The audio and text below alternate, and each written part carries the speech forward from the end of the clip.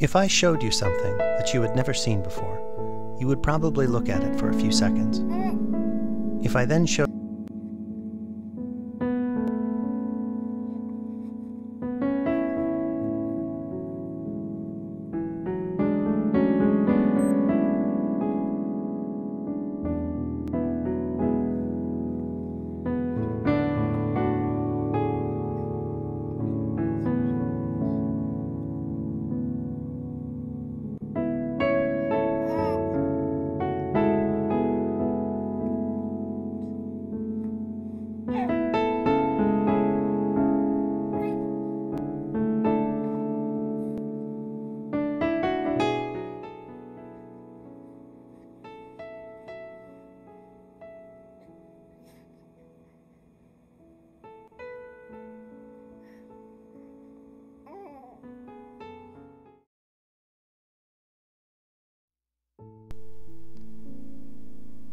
If I showed you something that you had never seen before, you would probably look at it for a few seconds. If I then showed you that same thing again and again, however, you would tend to get a little bored and look at it less. Many people are surprised to learn that even newborn infants exhibit this tendency to habituate to a repeated stimulus presentation. Let's watch a 2-month-old's very first experience of looking at a jar of cayenne pepper.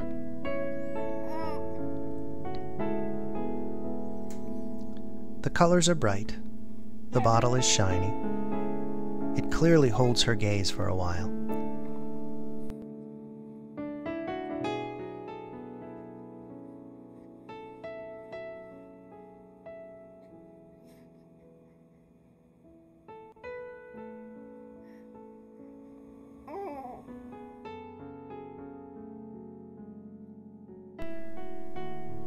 After about 32 seconds, however, she looks away.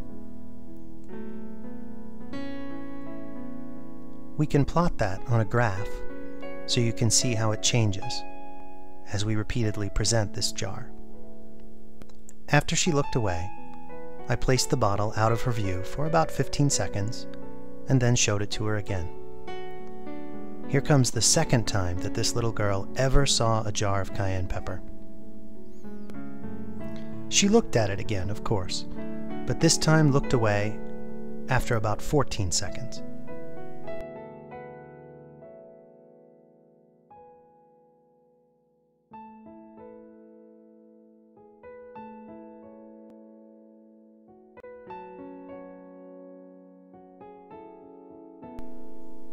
I hid the bottle for 15 seconds and then showed it to her again.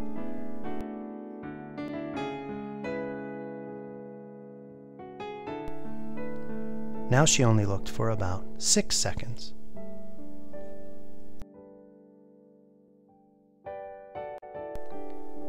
You can see the trend emerging here.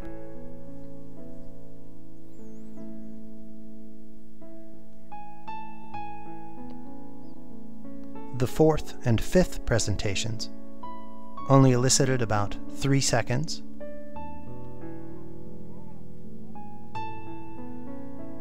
and 2 seconds of looking each.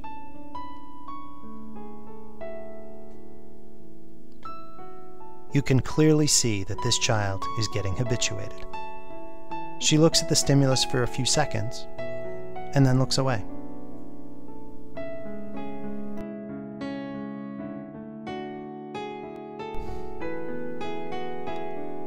Think for a moment about what the infant must be able to do in order to exhibit this habituation behavior. First, she has to be able to see.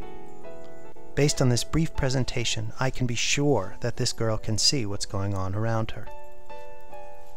Second, she has to be able to control where her eyes are aimed. This seems to be an ability that infants possess from the moment they are born. Third, and most impressive, I think, the infant must be able to recognize the repeated object. She must have a functioning memory. Most people don't have any explicit memories of the things that happen before they are about 4 years of age. Presumably this baby won't remember this experience either when she's a grown-up. but habituation shows us that this baby's memory is already functioning.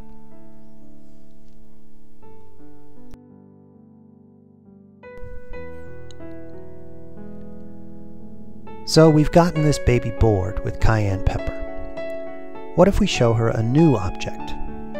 Let's watch her first ever experience of seeing a jar of celery salt. She looked for about 6 seconds.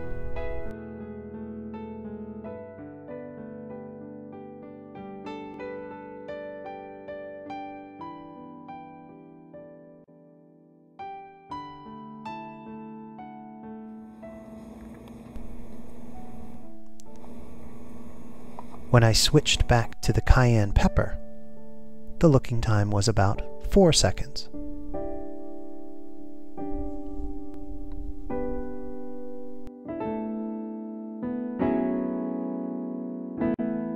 Hey Pumpkin, you ready?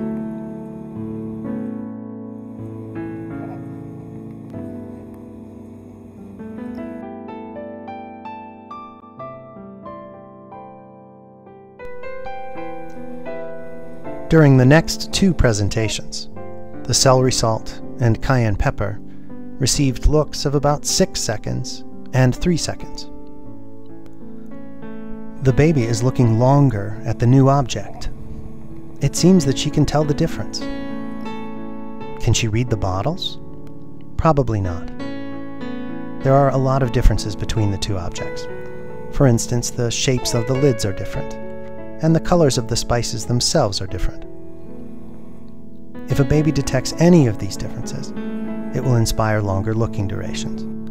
This phenomenon is known as dishabituation and indicates that the baby is sensitive to something new, something that's changed from the old stimulus to the new one. You can try it with almost anything with your baby at home. Can your baby see differences in color? Get her bored with a red cup, and then time how long she looks at the old red cup and a new blue one. If she looks longer at the new blue one, you can be confident that she's sensitive to the difference in color.